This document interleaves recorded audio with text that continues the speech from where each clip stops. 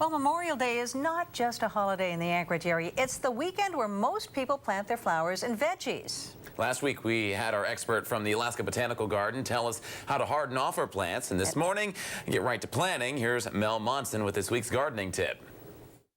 Welcome to this morning's gardening tip. Today, we're going to talk about planting out the annuals that you've been hardening off all week. Make sure they get a good start.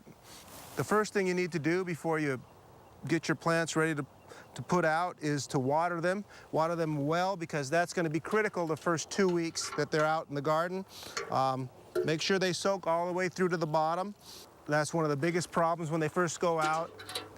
So we usually don't have much rain at the end of May, the beginning of June, and so they can dry out. So make sure they're well watered, they get off to a good start.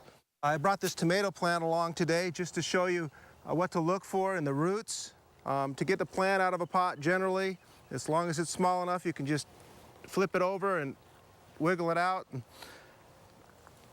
it'll come out pretty easily. This one's a little root bound, that's why I brought it in, so you could see the roots. When they're bound like this, if you plant it without teasing out the roots will just stay in that ball, and the plant won't do as well as it could if it spread its roots out into the soil.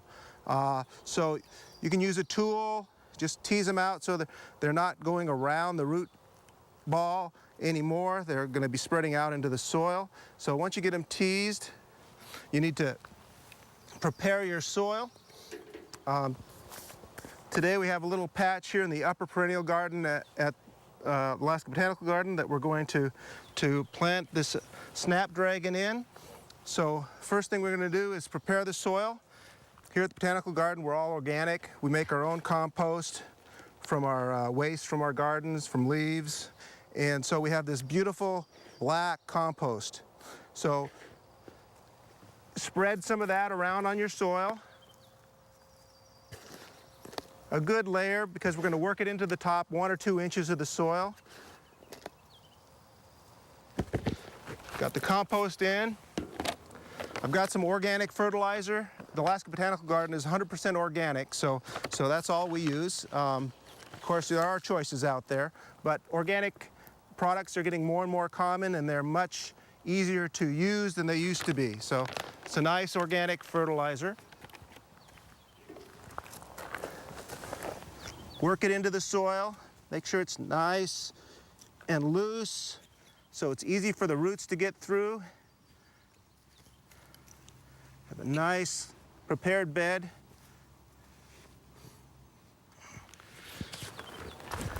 Take your annual, it's been hardened off.